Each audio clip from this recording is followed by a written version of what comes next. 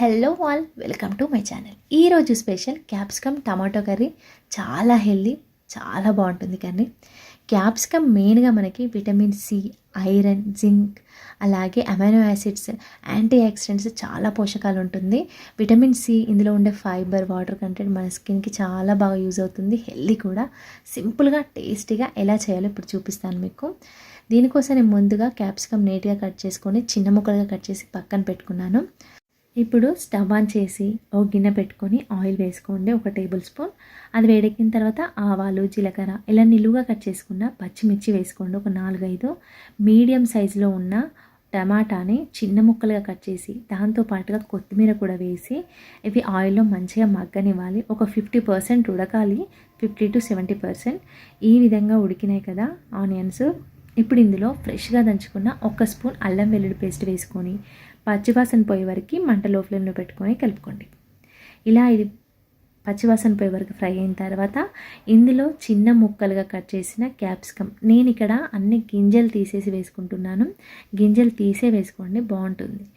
ఇలా చిన్నగా కట్ చేసుకుంటే తొందరగా ఉడుకుతుంది కర్రీ. ఇలా అంతా కలుపుకోండి. ముక్కలన్నీ కలిపి మూత పెట్టి మధ్య మధ్యలో కలుపుతూ ఇవి 50% ఉడికే వరకు ఉడికించుకోవాలండి. ఇది 50% ఉడికింది కదా. ఇప్పుడు ఇందులో పసుపు వేసుకోవాలి. ముందే పసుపు వేసుకోవద్దండి, ఇప్పుడు వేసుకుంటేనే టేస్ట్ బాగుంటుంది.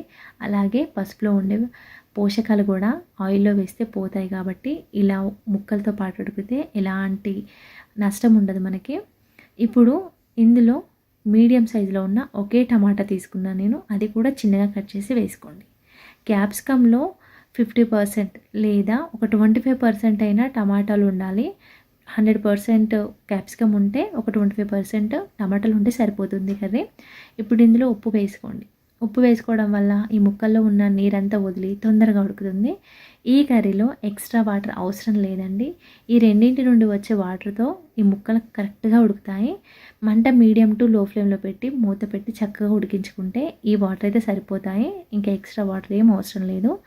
ఇలా 50% వరకు ఉడికి ఇలా కొంచెం వాటర్గా ఉన్నప్పుడే మనం కారం వేసుకోవాలి. మీ టేస్ట్కి తగ్గట్టుగా కారం, ఉప్పు అడ్జస్ట్ చేసుకోండి. మంచిగా కలుపుకోవాలి. మంట లో ఫ్లేమ్లో పెట్టి ఉడికించుకోవాలి కారం వేసిన తర్వాత, లేదంటే మాడిపోయి టేస్ట్ అంతా చేంజ్ అవుతుంది. చూసారా, ఒక 2-3 నిమిషాలు నేను అలా ఉడికించాను. తర్వాత ఆయిల్ అంతా సపరేట్ అవుతుంది కదా, ఇంతవరకు ఉడికించుకోవాలండి. ముక్కలు అయితే చక్కగా ఉడుకుతాయి. మంట మీడియం టు లో ఫ్లేమ్లో పెట్టుకొని ఉడికించుకోండి. మంట హై ఫ్లేమ్లో అస్సలు పెట్టొద్దు.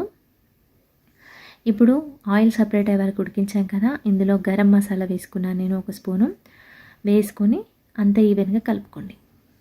ఇలా అంతా కలిపేసి ఫైనల్గా కొత్తిమీర వేసుకొని దింపేసుకోవడమే.